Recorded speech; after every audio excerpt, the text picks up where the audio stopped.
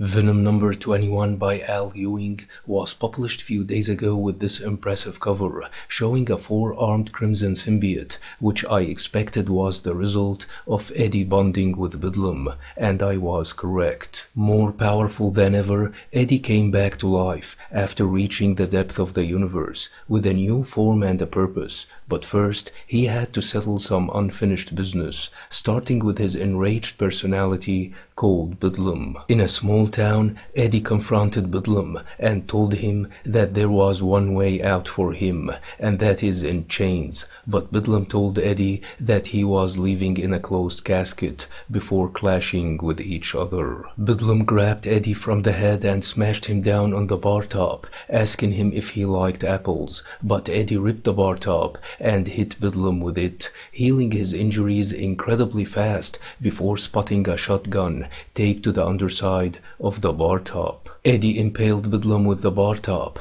before shooting him multiple times in the chest, but Bedlam just transformed the hole into a fanged maw, then chomped down on Eddie, remarking that he has a tough outer shell but soft center. Bedlam then spat Eddie out of the bar as a mangled wad of flesh and bones, but Eddie regenerated in no time, remarking that his bones and organs are all back in place. Bedlam then launched at Eddie, remarking that he is the real one, while Eddie is just a mistake. But Eddie told Bedlam that they are all mistakes and that their whole life is a one big mistake. The only difference is that he is the mistake that got a body. Eddie managed to evade Bedlam's punch before shooting his nerves out of his hands like webbing. Latching onto Bedlam's head, Eddie told Bedlam to open his mind for him before projecting himself into the monster's mindscape, where he found himself in a version of Venom world with a massive red blob floating overhead. Bedlam telepathically told Eddie that he should have stayed out of his mind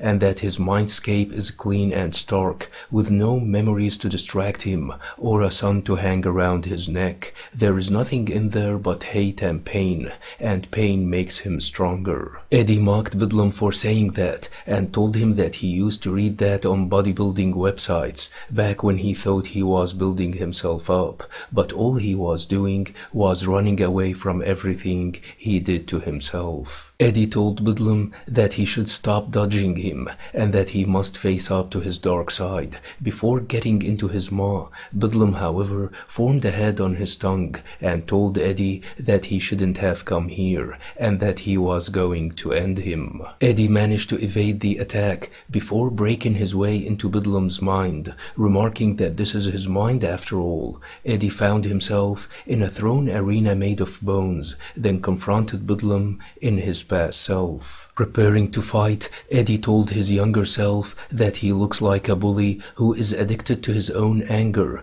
looking for someone to blame for his life. But the younger Eddie said that he could follow his older self path back into his body and mind, but should get rid of him first, as only one of them can sit in the seat of power. Eddie lunged at his past self and punched him, remarking that he will be the one in control, before pounding on each other, but younger Eddie said that he is going to win this fight, cause he is Eddie before losing everything, then transformed into Venom. Eddie attacked Venom and told him that he lost more, then ripped him in half, remarking that he is nothing but an empty suit and that he is not even real without Eddie. Ever since Chasm violated Bedlam's mind, he has been only raging, cause that emptiness is eating him alive. Without Bedlam, Eddie is still himself, but without Eddie, Bedlam is nothing. Eddie then extended his hand to Bedlam, remarking that together they can be Venom,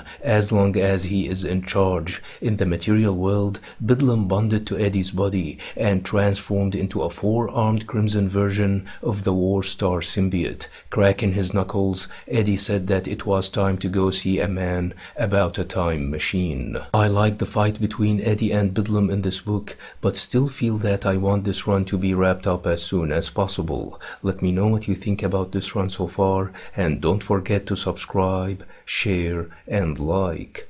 Thanks for watching and have a nice one.